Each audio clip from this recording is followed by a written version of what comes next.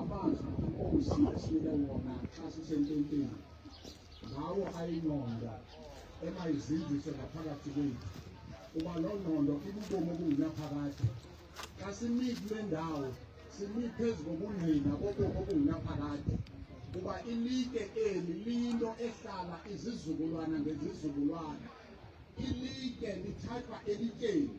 yiyo le nto besinikwa ingqondo nguThixo onguThixo ohlala engqondweni ongumnikazi wengqondo esinika ngobomi bethu ukuthi ubomi bunjani xa ebemile ngaphakathi kwethu esifundisa ebesixelela ngovuko lwabafileyo ukuze sazi into yokubana abakholwayo kuye uThixo ophilayo bayadlula ekufeni abapheleli kufeni simi apha phambi kwelilike ukuze libe nobungqina kokuba lowo ebesimthanda wadluliswa ekufeni wabonakaliswa ngaphakathi kwethu.